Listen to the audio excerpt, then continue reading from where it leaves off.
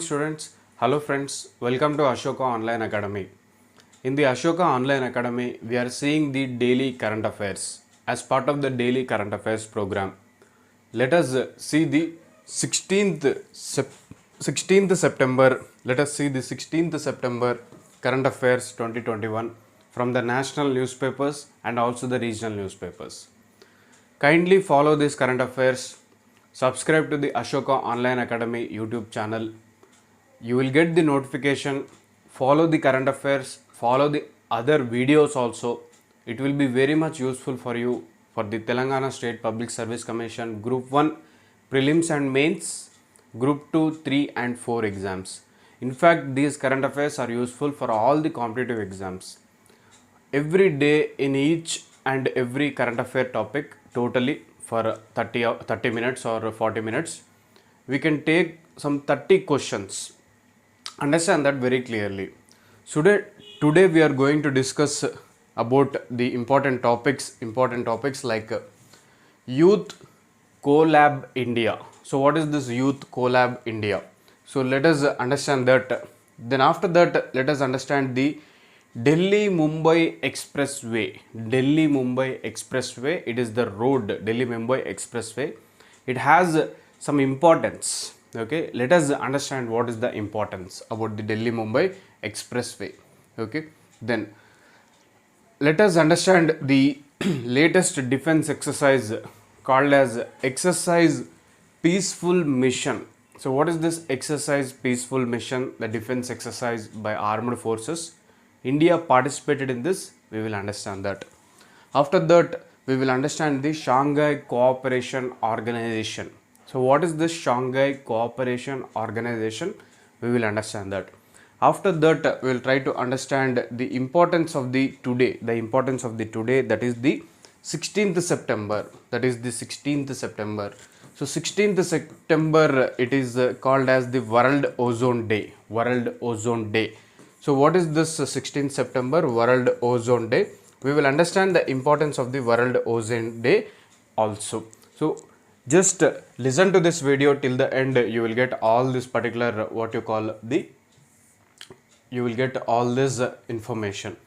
So today we will begin the 16th September current affairs. Okay, let me start the first topic, that is the general awareness topic, Youth Collab India. So what is this Youth Collab India? అంటే యువత కోలాబ్ అంటే ఒక laboratory లాగా ఒక వ్యవస్థను ఏర్పాటు చేసుకొని భారతదేశంలో వాళ్ళు అక్కడ కొత్త కొత్త టెక్నాలజీస్ని, కొత్త కొత్త ఇన్నోవేషన్స్ని, ఆవిష్కరణల్ని తీసుకురావడం. That is called as youth కోలాబ్ India programme. So what is this youth కోలాబ్ India programme? యువత ఒక దగ్గరికి వచ్చేసి అక్కడ రకరకాల సమస్యలకు సంబంధించి టెక్నాలజీస్ని, ఇన్నోవేషన్స్ని తీసుకురావడం, కొత్త కొత్త ఆవిష్కరణలను తీసుకురావడం, that is youth collab. Okay, understand that very clearly. ఇది youth కోలాబ్ India. So this programme was started in 2017. This programme was started in 2017 by UNDP. UNDP means United Nation Development Program. United Nation Development Program started this Youth Collab Program.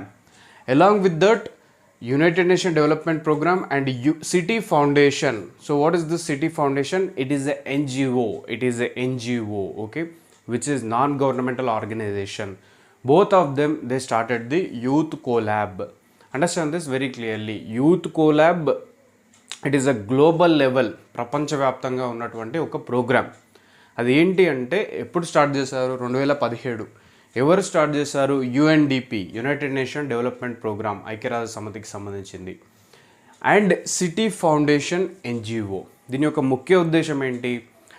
ఆయా దేశాలలో youth కోలాబ్స్ని establish చేయడం.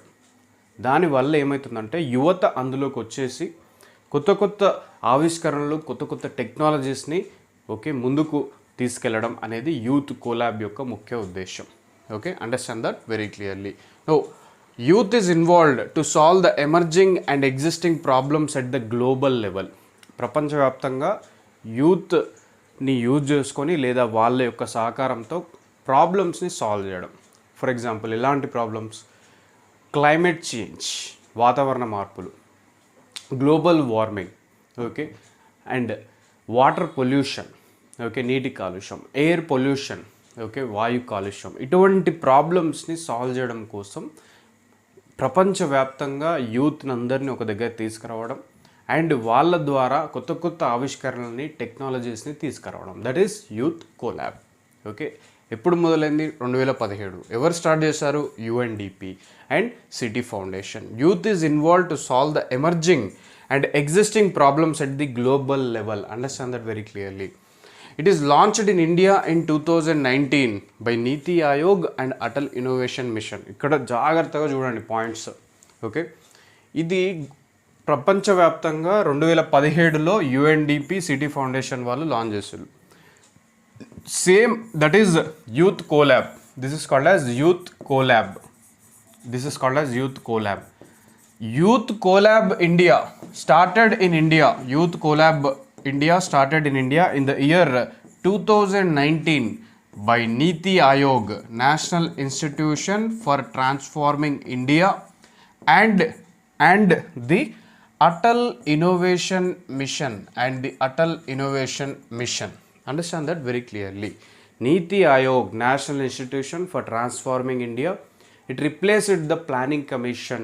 Okay, planning కమిషన్ని replace చేసి నీతి ఆయోగ్ని స్థాపించడం జరిగింది. నీతి Aayog, Atal innovation machine, ఈ ఇద్దరు కలిసి 2019లో ఇండియాలో యూత్ కోలాబ్ ఇండియాని స్థాపించడం జరిగింది.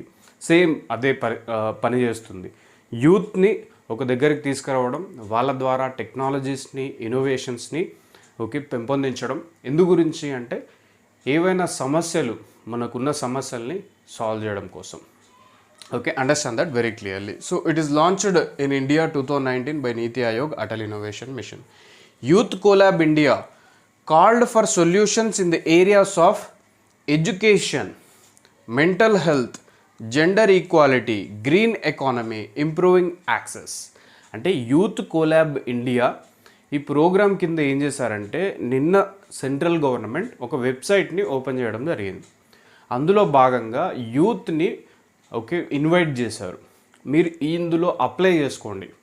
మీకు గనుక టెక్నాలజీ పైన పట్టుండి, మీకు గనుక ఇన్నోవేషన్ పైన పట్టుంటే, ఈ యొక్క ప్రాబ్లమ్స్ సాల్వ్ చేసే గురించి మీ దగ్గర ఏమైనా సొల్యూషన్స్ ఉంటే ఇందులోకి మీరు జాయిన్ అవ్వచ్చు. యూత్ కోలాబ్ ప్రోగ్రామ్ ఇండియా 18 సంవత్సరాల నుంచి 29 సంవత్సరాల వరకు youth in India they can join in this particular programme. Okay, ఎందు గురించి అంటే to find solution in areas of education. So how you will okay come out with the solutions in the education. For example, a rural tribal school is there. How you apply the technology to provide the education to the rural okay tribal area children? How you apply the technology to make understand the complex scientific problems to the small children in a simple manner? Education related problems and solutions. Mental health okay సంబంధించి ఏమైనా మానసిక రుగ్మతలకు సంబంధించి ఏమైనా మీ దగ్గర solutions ఉంటే మీరు ఇందులో participate అయ్యి ఆ సొల్యూషన్స్ని వాళ్ళకి చెప్పవచ్చు.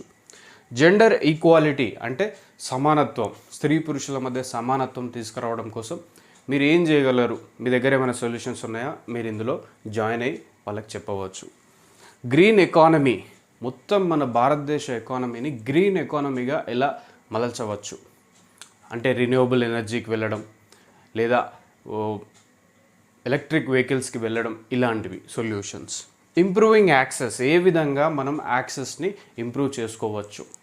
ఓకే, ట్రాన్స్పోర్టేషన్ సిస్టమ్స్ కావచ్చు, కమ్యూనికేషన్ సిస్టమ్స్ కావచ్చు, ఏ విధంగా ముందుకెళ్ళవచ్చు. So this is the different types of youth కోలాబ్ India called for solutions in the areas of education, mental health, gender equality, green economy and improving access. So understand that very clearly. Then see here, it is being implemented in 25 countries and territories across Asia Pacific. Youth collab programme అనేది 2017లో UNDP launch చేసింది. ప్రస్తుతం ఈ programme 25 దేశాల్లో ఉంది. ఈ 25 దేశాల్లో ఇండియాలో కూడా ఈ ప్రోగ్రామ్ని ఇంప్లిమెంట్ చేయడం జరుగుతుంది. చాలా మంచి programme. Understand that very clearly. See here, youth collab 2021 seeks to invite youth-led early-stage social enterprises or innovations working in the field of circular economy, waste management, sustainable transportation, e-mobility, sustainable tourism, sustainable food technology. అంటే 2021 focus ఏంటి అంటే ఇక్కడ circular economy అంటే ఏ విధంగా రిసోర్సెస్ని మనం మళ్ళీ use చేసుకోవచ్చు economic డెవలప్మెంట్కి. వేస్ట్ మేనేజ్మెంట్, ఏ విధంగా వేస్ట్ని మేనేజ్ చేయవచ్చు, ప్లాస్టిక్ వేస్ట్, ఈ waste, solid waste, municipal waste, ఇవన్నీ ఏ విధంగా మనం మేనేజ్ చేయవచ్చు టెక్నాలజీ ఇన్నోవేషన్ సహాయంతో. సస్టైనబుల్ ట్రాన్స్పోర్టేషన్, ఏ విధంగా మీరు సస్టైనబుల్ ట్రాన్స్పోర్టేషన్ని ముందుకు తీసుకెళ్ళవచ్చు. అంటే సస్టైనబుల్ ట్రాన్స్పోర్టేషన్ అంటే ఎక్కువ మంది ప్రజల్ని వారి యొక్క గమ్యస్థానాలకు చేర్చేది sustainable transportation.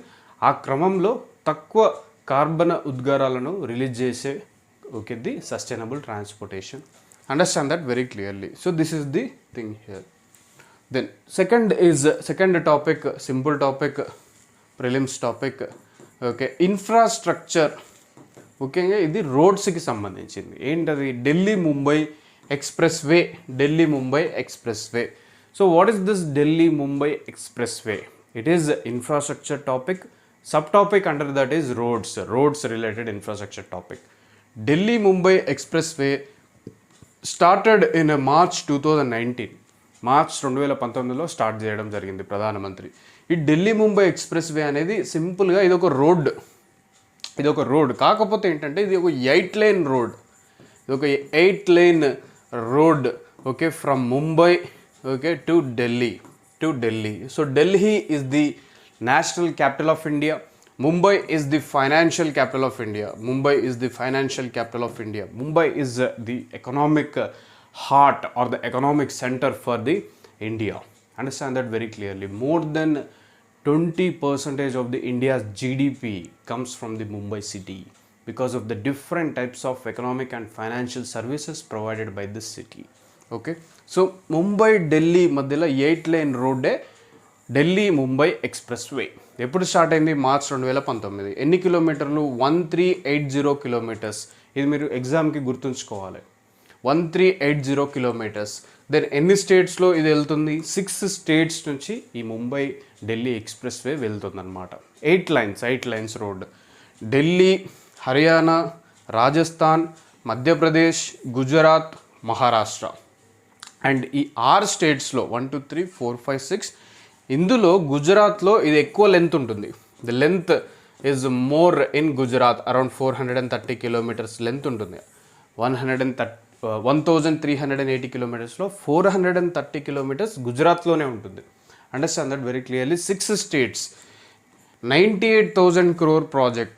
Understand that very clearly. Why we are discussing here? Why? Because it is the India's longest expressway in India. 1380 kilometers. 6 states. What are they? Delhi, Haryana, Rajasthan, Madhya Pradesh, Gujarat, Maharashtra. Compulsory there will be a bit. It is connecting the national capital and the financial capital. I told you. Okay, this one. Delhi to Mumbai. Delhi is national capital, Mumbai is the financial capital. Understand that very clearly. And the expressway road will improve the connectivity to economic hubs. So ఈ road రకరకాల economic cities నుంచి వెళ్తుందన్నమాట. ఏంటవి?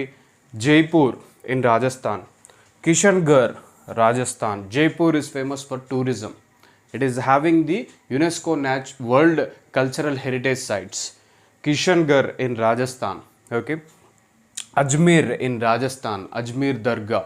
Okay, it is famous for the what you call the Sufi Dargah. Okay, Ajmer Dargah. Then Kota of Rajasthan. Kota is famous for the coaching centers, especially the IIT, JEE, NEET exam coaching centers. Chittorgarh, it is the historical medieval city. Chittorgarh, okay, in Rajasthan. Udaipur, again the historic city. Bhopal in Madhya Pradesh, industrial city in Madhya Pradesh. Ujjain is the cultural city and religious city, Ujjain Mahakal temple, okay, Madhya Pradesh. Indore, Madhya Pradesh. Yesterday we have seen in current affairs, India's okay, cleanest city, Indore city. India's first water plus city, that is the city treating all the municipal water and releasing it into environment, that is the Indore city, Madhya Pradesh. Ahmedabad, Gujarat, the capital of Gujarat. Vadodara, again famous for manufacturing industries. Surat, okay, it is famous for cloths and the leather production, leather items production. So all these cities will be connected by this Delhi Mumbai Expressway project, India's longest expressway, 8 lanes road, and connecting 6 states and the important economic cities. ఈ అన్ని సిటీస్లో ఏదో ఒక రకమైన economic activity జరుగుతుంది. ఇక్కడ మీరు చూడండి, Surat is famous for the clothes and the leather items production. So people can go there via this express road, buy those items, sell it in the market, make some money, pay the taxes to the government. So what will happen? It will improve the connectivity to the economic hubs, bringing economic prosperity to the millions of people. Understand that very clearly. Abdul Kalam, the former president of India, what he will say is that roads are like nerves in our body. ఎలా అయితే human బాడీలో nerves అంటే నరాలు బ్లడ్ని transportation చేస్తాయో ఆ విధంగానే మనిషి బతుకుతాడు. సో అదే విధంగా ఒక ఎకానమీకి రోడ్స్ నర్వ్స్ లెక్క ఉంటవి అని అంటాడు. ఎందుకంటే ఈ రోడ్స్ ద్వారానే ప్రజలు ఒక ప్లేస్ నుంచి ఇంకో ప్లేస్కి వెళ్తారు. ఈ రోడ్స్ ద్వారానే ఓకే గూడ్స్ ఒక ప్లేస్ నుంచి వెళ్ళి ఇంకో ప్లేస్కి వెళ్తాయి. ఈ రోడ్స్ ద్వారానే ప్రజల మధ్యలో ఇంటరాక్షన్ జరుగుతుంది, ఎకనామిక్ డెవలప్మెంట్ కూడా మెల్లమెల్లగా ముందుకెళ్తుంది. సో అందు గురించే ఈ యొక్క ఎక్స్ప్రెస్ వే రోడ్ని వేయడం జరుగుతుంది. అండ్ ఇంకొకటి ఏంటి, ఇంకా వేరే ముఖ్య పాయింట్స్ ఏంటంటే ఇట్ రెడ్యూస్ దట్, ఒకసారి ఫిగర్ చూడండి, ఒకసారి ఇక్కడ ఫిగర్ చూడండి. So this is the road that we have discussed, starting from Delhi and ending in the what you call ending in the Mumbai. Understand this very clearly. Okay, so Delhi Mumbai expressway road, okay, understand this very clearly. ఇది ఎప్పటి వరకు complete కావాలి? 2023 వరకు complete కావాలి.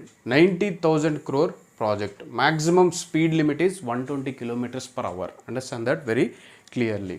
Okay, so 8 lines express way. Okay, understand that also very clearly. Okay, and దీని గురించి ఇక్కడ చూడండి ఫ్యాక్ట్స్. 15,000 hectares ల్యాండ్ అక్వైర్ చేయడం జరిగింది 5 స్టేట్స్లో. అండ్ 50 లక్షల okay people are man are involved in the working. Then 5 లక్షల tons of steel is used and 2 million plantation along the sides of the road. Understand this very clearly. Delhi Mumbai expressway. So లెట్ us see the other points also. So it will reduce the travel time by 12 hours from 24 hours. జనరల్గా ఢిల్లీ నుంచి ముంబైకి road ద్వారా వెళ్తే 24 hours పడుతుంది, కానీ దీని ద్వారా 12 hours చేరుకోవచ్చు. అది పాయింట్ ఇక్కడ. ఈ రోడ్ ద్వారా ఏమవుతుందంటే annual fuel savings of more than 320 million liters. So ఈ యొక్క రోడ్ ద్వారా ప్రతి సంవత్సరం 320 million లీటర్ల పెట్రోల్ అండ్ డీజిల్ సేవ్ అవుతుంది. ఎందుకంటే ప్రాపర్ రోడ్ ఒకసారి మనం స్టార్ట్ అయినామంటే ఇక అటు వెళ్ళిపోతూనే ఉంటాం అలా అనమాట. And CO2 emissions will reduce by 850 million kgs. 850 million kg of CO2 emissions will reduce. Why? Because the road is very clear, you can go very fastly. Okay, that is how you reduce this particular CO2 emissions. Okay, ఈ ఎంత తగ్గుస్తుంది అంటే CO2 emissions 850 million kgs. That is equivalent to planting 40 million trees. అంటే మీరు ఒక 40 million treesని plant చేస్తే 850 million kg CO2ని అది observe చేస్తాయి ఆ 40 million trees.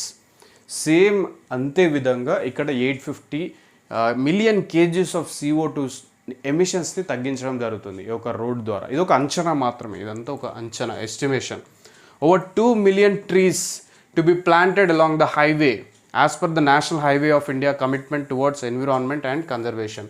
ఈ Delhi Mumbai expressway okay అటు రెండు వైపులా అండ్ మధ్యలో కూడా 2 million ట్రీస్ని ప్లాంట్ చేయడం జరుగుతుంది. Understand that very clearly. Okay, no ఇంకొకటి ఏంటంటే ముఖ్యమైన పాయింట్ ఇక్కడ మీరు గుర్తుంచుకోవాల్సింది ఏంటంటే first in Asia and only the second in the world to feature animal over passes to facilitate unrestricted movement of wild life. అంటే ఏంటి అంటే మొట్టమొదటిసారి ఏషియాలో okay Delhi Mumbai expressway, okay దీని మీద ఇక్కడ చూడండి ఇది మెయిన్ రోడ్డు, దీని పైనుంచి వెళ్ళి ఇలా ఇలా క్రియేట్ చేశారు. సో ఇది ఏంటిది animal over pass, animal over pass bridge, animal over pass bridge. Okay, ఇప్పుడు మనం మెయిన్ రోడ్ పైన ఫుట్ ఓవర్ బ్రిడ్జ్ ఉంటుంది కదా, అదే విధంగా యానిమల్స్ వెళ్ళడానికి ఈ మెయిన్ రోడ్ పైన ఆల్రెడీ ఎక్స్ప్రెస్ వే మీద బండ్లు వెళ్తున్నాయి కాబట్టి ఇలా వేరే విధంగా పైనుంచి వెళ్ళి యానిమల్స్ వెళ్ళడానికి యానిమల్ ఓవర్ పాస్ బ్రిడ్జెస్ అనేవి కన్స్ట్రక్ట్ చేయడం జరుగుతుంది ఇందులో. Understand that very clearly. చాలా చోట్ల కన్స్ట్రక్ట్ చేస్తున్నారు. ఒకటేంటంటే రాజస్థాన్లో రణ్తంబోర్ నేషనల్ పార్క్, అక్కడ కూడా ఇది కన్స్ట్రక్ట్ చేస్తున్నారు. అట్లనే ముంబై దగ్గర సంజీవ్ గాంధీ నేషనల్ పార్క్, అక్కడ కూడా ఈ యానిమల్ ఓవర్ పాస్ బ్రిడ్జెస్ని కన్స్ట్రక్ట్ చేస్తున్నారు. This is first time in Asia అంటే మొట్టమొదటిసారి ఏషియా ఖండంలో భారతదేశంలో యానిమల్ ఓవర్ పాస్ బ్రిడ్జెస్ని కట్టడం జరిగింది. ఇది ఆల్రెడీ వర్క్ అవుతుంది, ఇక్కడ ఉంది చూడండి మీరు ఒకసారి అలా అనమాట ఈ స్ట్రెచ్లో. So this is the important point here. సో ఇక్కడ చూడండి first in Asia and second in the world to have animal over pass to facilitate unrestricted movement of wild life. So ఎందు గురించి అంటే ప్రతి సంవత్సరం చాలా వైల్డ్ లైఫ్ రోడ్ యాక్సిడెంట్స్ ద్వారా చనిపోతూ ఉంటాయి. అది ఓవర్కమ్ చేయడానికి ఇది చేయడం జరుగుతుంది. ఓకే, సో అలా అనమాట.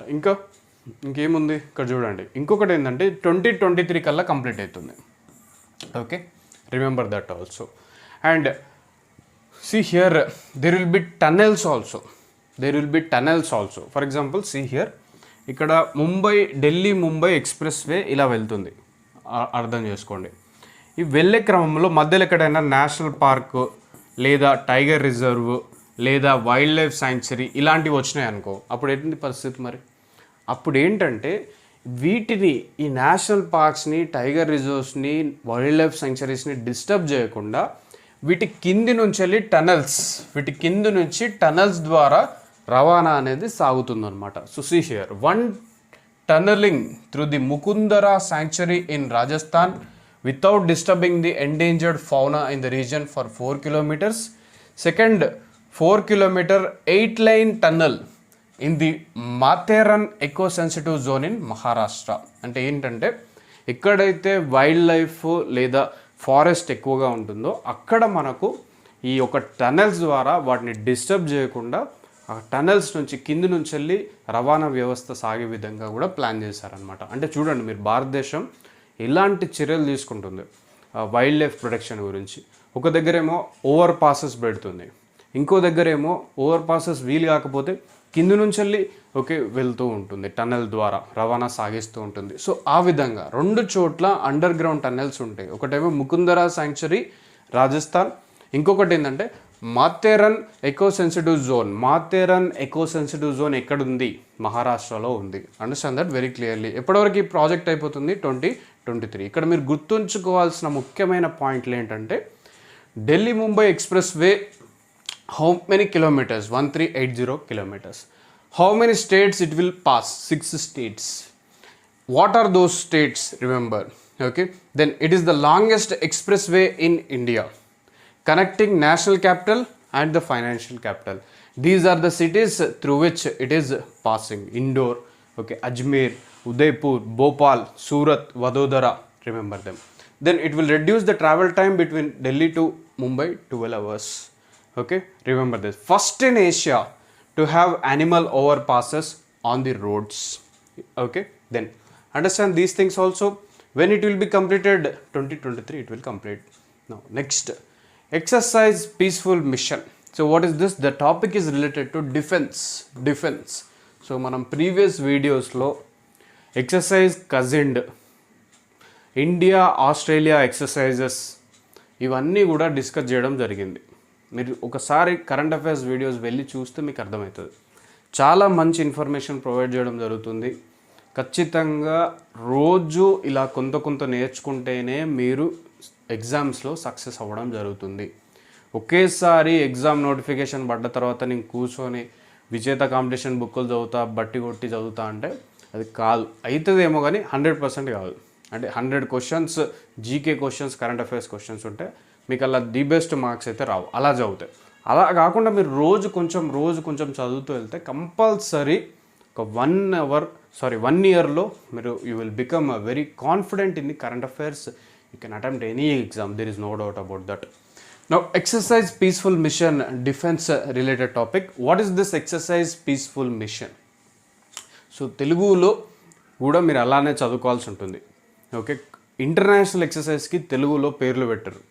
అవి ఉన్న అదే విధంగా వాటికి ఎక్కడైతే ఉందో ఇంగ్లీష్ నేమ్ అదే ప్రపంచవ్యాప్తంగా ప్రాచుర్యం ఉంటుంది. వాటికి మీరు అర్థం చేసుకోవాలి. Exercise peaceful mission is a joint counter terrorism exercise.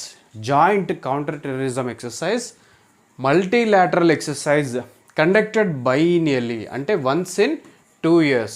2 ఏళ్ళకు ఒక్కసారి ఎక్సర్సైజ్ పీస్ఫుల్ మిషన్ అనేది కండక్ట్ చేయడం జరుగుతుంది. మరి ఎవరు కండక్ట్ చేస్తారు అంటే Shanghai cooperation organisation will conduct the exercise peaceful mission. It is a counter terrorism mission exercise. Okay, and multilateral exercise అంటే ఏంటి అంటే రకరకాల దేశాలు అందులో పార్టిసిపేట్ చేస్తారు.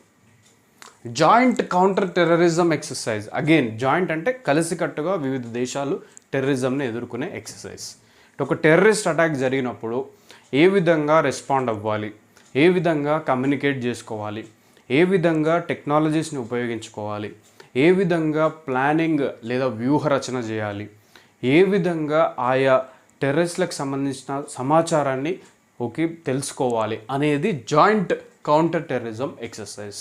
Okay, so it is conducted biennially. It is part of military diplomacy between Shanghai cooperation member countries. Shanghai cooperation member countries 8 దేశాలు ఉంటాయి. Shanghai cooperation member countries 8 దేశాలు. ఈ 8 దేశాలు కూడా కలిసికట్టుగా జాయింట్ కౌంటర్ టెర్రరిజం ఎక్సర్సైజ్ని నిర్వహించడం జరుగుతుంది. దాన్నే ఎక్సర్సైజ్ పీస్ఫుల్ మిషన్ అని అంటాం.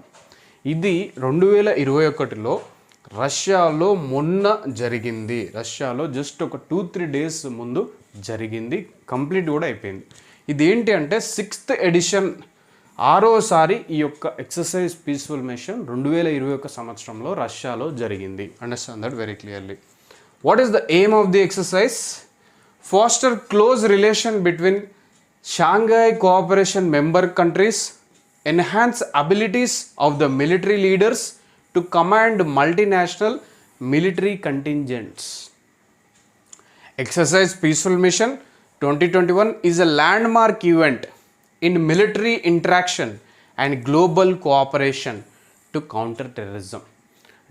ఇదే మళ్ళీ చెప్పిందే సేమ్ అదే ఉంది మీకు. SCO Shanghai cooperation member countries కలిసికట్టుగా జాయింట్ టెర్రరిస్ట్ అటాక్స్ని ఎదుర్కోవాలి అనేది ఈ ఎక్సర్సైజ్లో వాళ్ళు తెలుసుకుంటారు. మరి ఎలా అంటే they will come and participate in this exercise peaceful mission. Terrorist attack జరిగినప్పుడు ఏ విధంగా రెస్పాండ్ అవ్వాలి, వాళ్ళ గురించిన సమాచారం ఏ విధంగా తెలుసుకోవాలి, వాళ్ళకి సంబంధించిన ఇంటెలిజెన్స్ అండ్ వాళ్ళకి సంబంధించిన ఆర్మ్స్ అండ్ అమ్యునిషన్స్ ఏం వాడుతున్నారో ఎలా తెలుసుకోవాలి, వాళ్ళను ఏ విధంగా ఎదుర్కోవాలి, వాళ్ళని ఎదుర్కోవడానికి ఏ టెక్నాలజీని యూజ్ చేయాలి, వాళ్ళని ఎదుర్కోవడానికి ఏ దేశంలో అత్యుత్తమమైన మానవ వనరులు ఉన్నాయి, వాళ్ళని తీసుకొచ్చి ఎలా వీళ్ళని ఎదుర్కోవాలి, లేదా మన వాళ్ళకు ఏ విధంగా ట్రైనింగ్ ఇచ్చి వీళ్ళని ఎదుర్కోవాలనేది ఈ యొక్క exercise peaceful mission. Understand that very clearly. ఇలాంటి ఎక్సర్సైజెస్ ఎందుకోసం అనంటే ప్రపంచవ్యాప్తంగా టెర్రరిజం అనేది పెరుగుతూ ఉంది, అది తగ్గట్లేదు, పెరుగుతూ ఉంది. ఇంకా చెప్పాలంటే కొత్త కొత్త ప్లేసెస్ కూడా అది వెళ్తుంది. ఇప్పటి వరకు పీస్ఫుల్గా ఉన్న కంట్రీస్లో కూడా టెర్రరిస్ట్ ప్రాబ్లమ్స్ని ఎదుర్కోవడం జరుగుతుంది. For example New Zealand 2 years back చర్చ్లో టెర్రరిస్టులు విధ్వంసం సృష్టించడం జరిగింది. చాలా దేశాలు ఈ ప్రాబ్లంని ఎదుర్కొంటున్నాయి. ఇండియా పాకిస్తాన్ టెర్రరిస్టులతోని ఎంతో ఇబ్బంది ఎదుర్కొంటుంది. అదేవిధంగా ఆఫ్ఘనిస్తాన్లో ఇప్పుడు తాలిబాన్స్, వెస్ట్ ఏషియాలో ఐఎస్ఐఎస్, ఓకే, ఆర్ ఐసిస్, లేదా నైజీరియాలో బోకో హరం, లేదా ఇక్కడ మన ఇక్కడ Serbia, okay, Russian border, Ukraine, అక్కడ Chechnya terrorist groups, okay, al Qaeda, okay, Taliban, Haqqani network, ఇలాంటివన్నీ కూడా ఈ మనకు పాకిస్తాన్, ఆఫ్ఘనిస్తాన్ రీజియన్లో. సో రకరకాల కంట్రీస్ ఆ రీజియన్స్లో రకరకాల టెర్రరిస్ట్ గ్రూపులు చాలా విధ్వంసాన్ని సృష్టిస్తున్నాయి. సో వీళ్ళను ఎదుర్కొనే ఒక పెద్ద ఎక్సర్సైజ్ ఏంటంటే exercise peaceful mission. So understand this very clearly.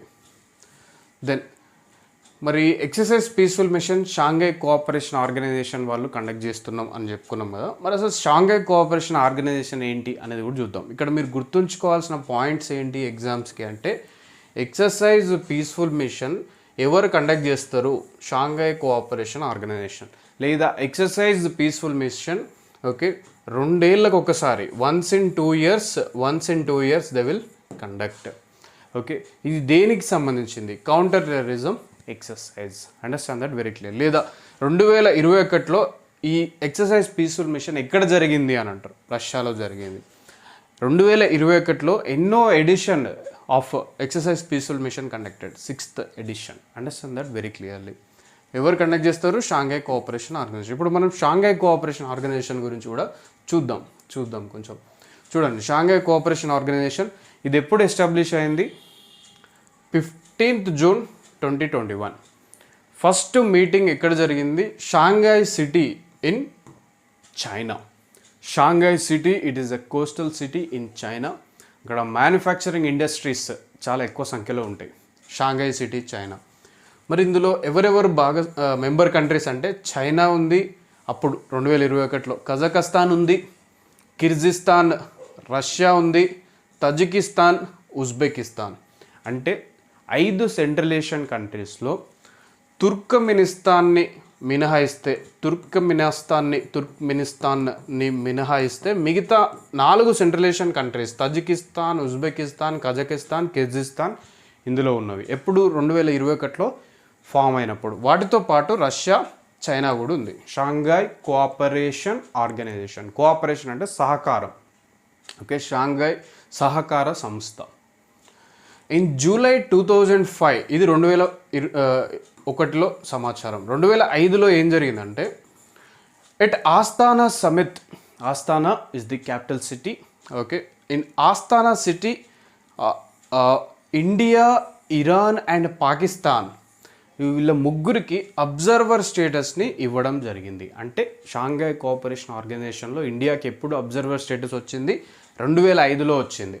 ఎక్కడ అంటే ఆస్తానా షాంఘై కోఆపరేషన్ మీటింగ్ సదస్సులో వచ్చింది.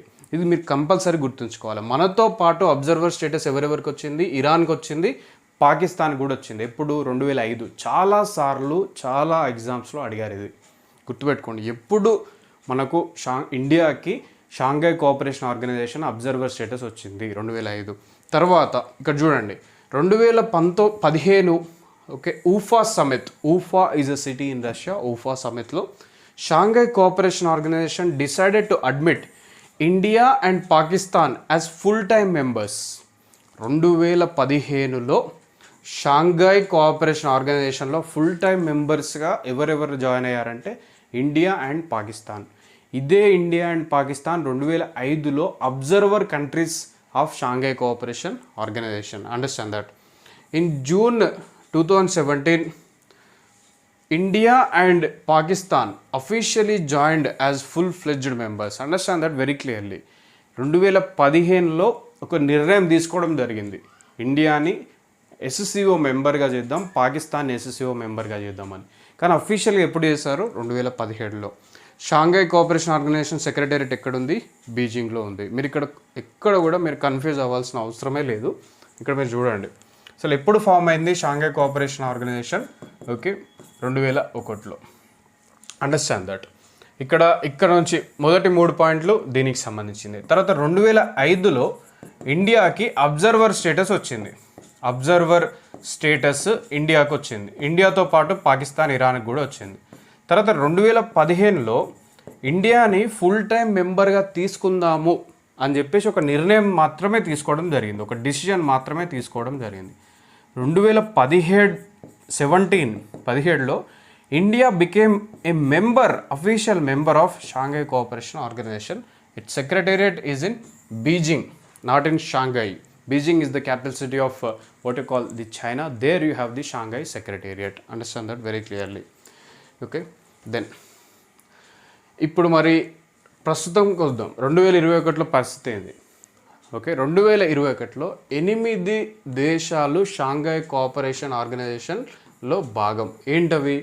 India, China, Pakistan, Kazakhstan, Kyrgyzstan, Russia, Tajikistan, Uzbekistan. ఇందులో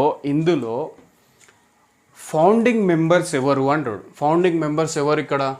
okay, China is a founding member. Then Kazakhstan is a founding member, అంటే మొదటి నుంచి ఉన్న వాళ్ళు. Kyrgyzstan is a founding member. Russia is a founding member. Tajikistan is a founding member. Uzbekistan is a founding member. అంటే 8 దేశాల్లో 6 founding members, అంటే మొదటి నుంచి 2001 నుంచి ఉన్నాయి. మిగతా 2 పాకిస్తాన్ అండ్ ఇండియా ఎప్పుడు జాయిన్ అయినాయి? 2017లో జాయిన్ అయినాయి. ఇవన్నీ కూడా మీరు గుర్తుంచుకోవాలి కంపల్సరీగా. ఓకే, అలా అనమాట. అదేవిధంగా షాంఘై కోఆపరేషన్ ఆర్గనైజేషన్ ప్రస్తుతం 2021లో 4 అబ్జర్వర్ కంట్రీస్ ఉన్నాయి. ఏంటవి? Afghanistan, Belarus, Iran and Mongolia. ఇది కంపల్సరీ మీరు గుర్తుంచుకోవాలి. క్వశ్చన్ ఎలా అడుగుతారంటే, కింది వాటిలో observer countries of Shanghai cooperation organisation ఏంటి? Afghanistan, Belarus, Iran and Mongolia. అదేవిధంగా 6 డైలాగ్ పార్ట్నర్స్ ఉన్నారు. అంటే వీళ్ళు ఏంటి? మీటింగ్స్లో పార్టిసిపేట్ చేస్తారు. ఓకే, చెప్పుకుంటారు వాళ్ళ యొక్క ప్రాబ్లమ్స్ కానీ ఏదైనా ఉంటే అక్కడ వాళ్ళకి ఏమైనా కావాల్సినవి కూడా చెప్పుకుంటారు అనమాట. ఎవరెవరు డైలాగ్ పార్ట్నర్స్ అంటే 6 ఉన్నారు. Armenia, Azerbaijan, Cambodia, south east Asian country, Nepal, India's neighbour, Sri Lanka, India's neighbour and Turkey. Okay, understand that 6. So ఇక్కడ మీరు చూడండి. తర్వాత షాంఘై కోఆపరేషన్ ఆర్గనైజేషన్కి అబ్జర్వర్ స్టేటస్ ఉంది యునైటెడ్ నేషన్లో. It is observer status organisation in the united nation organisation system. So this is how it is. ఇక్కడ మీరు గుర్తుంచుకోండి. So I just give you an overview. So see here, Shanghai cooperation organisation ఎప్పుడు form అయింది? 2001. Okay, అప్పుడు ఎన్ని దేశాలు ఇందులో భాగం? 6 దేశాలు ఇందులో భాగం. తర్వాత 2005లో ఏం జరిగింది? షాంఘై కోఆపరేషన్ ఆర్గనైజేషన్లో ఇండియా అబ్జర్వర్ స్టేటస్ని దక్కించుకోగలిగింది. అదే 2015లో ఒక డిసిషన్ తీసుకున్నారు. కానీ 2017లో ఇండియా ఫుల్ టైం మెంబర్ అయిపోయింది. Okay, of Shanghai cooperation organisation. ఇప్పుడు ప్రస్తుతానికి వస్తే ఏంటి? 2021కి వచ్చేటప్పటికి ఏంటి? ఇక్కడ మీరు చూడండి, ఎన్ని కంట్రీస్ ఉన్నాయి? 8 కంట్రీస్ ఉన్నాయి. ఇందులో ఎన్ని founding members? 6 are founding members. And Shanghai cooperation ఆర్గనైజేషన్లో ఎన్ని అబ్జర్వర్ స్టేట్స్ ఉన్నవి? ప్రస్తుతానికి 4 ఉన్నవి. ఏంటవి? Afghanistan, Belarus, Iran and Mongolia. Then 6 dialogue partners ఉన్నారు. 6 డైలాగ్ పార్ట్నర్స్ ఎవరెవరు? Nepal, Sri Lanka, Turkey, Armenia, Azerbaijan, Cambodia. Okay, these are all the facts you should understand. Okay, so see here, Shanghai cooperation organisation member. So see here, this entire region. ఇక్కడ మీరు Russia కావచ్చు, ఇక్కడ మీరు చూసుకున్నట్టయితే ఇక్కడ మొత్తం Russia. Okay, the entire Russia. Okay, the Kazakhstan.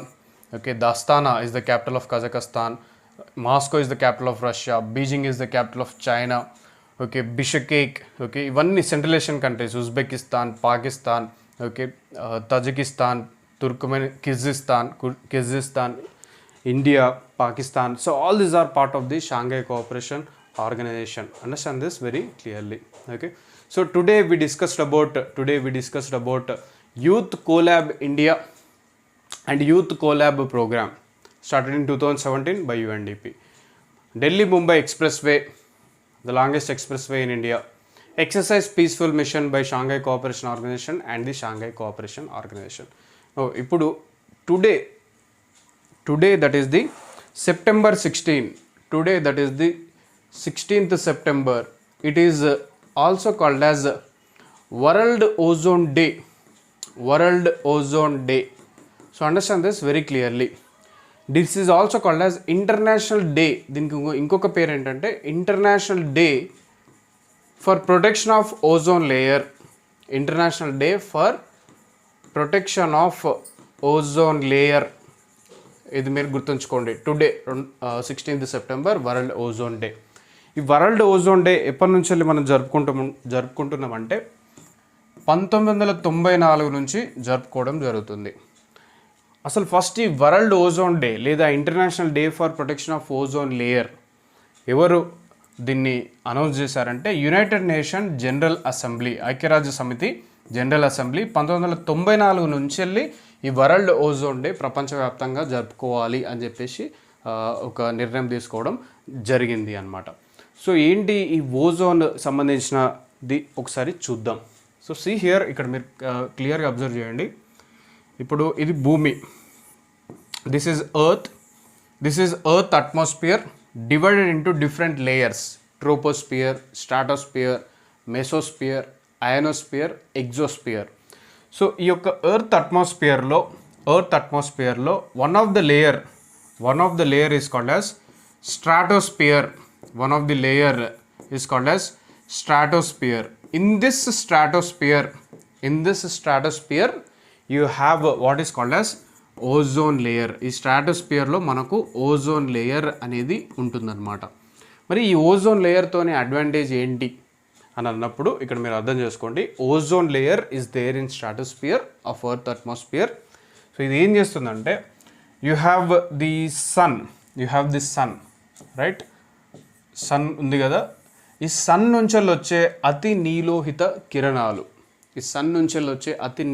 కిరణాలు వీటిని మనం ఏమంటాం? యూవీ రేస్ అని అంటాం, అతి నీలోహిత కిరణాలు. సో ఇవి మనకి ఇలా భూమిపైన పడుతూ ఉంటాయి సన్ నుంచి వచ్చేసి. అయితే ఇందులో రెండు రకాల అతి నీలోహిత కిరణాలు ఉంటాయి. అవేంటంటే ఒకటి UVB, ultra violet ray B and ultra violet ray C. ఈ రెండు కూడా ఓజోన్ లేయర్ ఏం చేస్తుందంటే 99% ఓజోన్ లేయర్ వీటిని ఫిల్టర్ చేస్తుంది అనమాట. యూవీబి అండ్ యూవీసి అతి నీలోహిత కిరణాలు. ఇవి ఫిల్టర్ చేయడం ఓజోన్ లేయర్ యొక్క ముఖ్యమైన పని. ఇవి ఫిల్టర్ చేయడం వల్ల, అతి నీలోహిత కిరణాలను ఓజోన్ లేయర్ ఫిల్టర్ చేయడం వల్లనే మనకు భూమిపైన వృక్షజాతి కానీ లేదా హ్యూమన్స్ కానీ లేదా యానిమల్స్ కానీ లేదా రకరకాల జీవజాతులు లైఫ్ ఫామ్స్ ఎవాల్వ్ అవ్వడం జరిగింది అండ్ బ్రతకడం కూడా జరుగుతుంది, పాసిబుల్ అవుతుంది. ఇదే ఓజోన్ లేయర్ ఏమవుతుందంటే క్లోరోఫ్లోరోకార్బన్స్ అనే కెమికల్ కంపౌండ్స్, రిఫ్రిజిరేటర్స్, మన ఇంట్లో యూజ్ చేసే ఏసీస్లో ఇవి ఉంటాయి.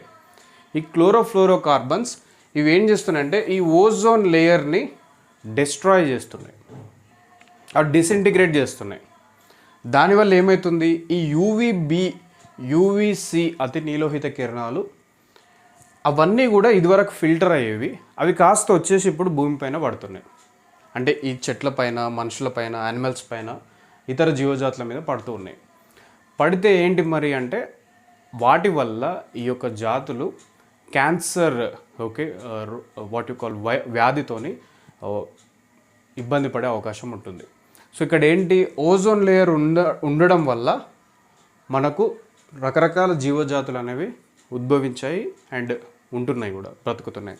ఇదే ఓజోన్ లేయర్ ఇప్పుడు ఇబ్బంది పడుతుంది. ఎందుకోసం అంటే క్లోరోఫ్లోరోకార్బన్స్, రిఫ్రిజిరేటర్స్, ఏసీస్ నుంచి రావడం వల్ల అది ఇబ్బంది పడుతుంది. సో ఓజోన్ లేయర్ ఇబ్బంది పడినప్పుడు ఏమవుతుంది, యూవీబి, యూవీసి అవి కాస్త భూమి మీద పడేసి చాలా ఇబ్బందికి గురి చేస్తున్నవి. ఇదంతా ప్రాబ్లం. సో ఈ ప్రాబ్లమ్ని ఓవర్కమ్ చేయడానికి 1985లో వియన్నా అనేది capital city of Austria, Vienna convention. ఇక్కడ ఏంటంటే వియన్నా కన్వెన్షన్లో ప్రపంచ దేశాలు అందరూ కూడా ఈ ఓజోన్ లేయర్ని ప్రొటెక్ట్ చేద్దాం అండ్ క్లోరోఫ్లోరో కార్బన్స్ని పూర్తిగా ఎలిమినేట్ చేద్దాం అని ఒక నిర్ణయానికి వచ్చినాయి. అది వియన్నా కన్వెన్షన్. కానీ అంతగా ఏం ముందుకెళ్ళలేదు ఆ యొక్క ప్రస్తావన. తర్వాత ఏమైందంటే 1987లో మాంట్రియల్ ప్రోటోకాల్. మాంట్రియల్ అనేది ఒక సిటీ, ఎక్కడుంది? ఇది కెనడాలో ఉంటుంది. Montreal protocol. ఇక్కడ యునైటెడ్ నేషన్ మెంబర్స్ మొత్తం 193 మెంబర్స్ వాళ్ళందరూ ఒక నిర్ణయం తీసుకున్నారు.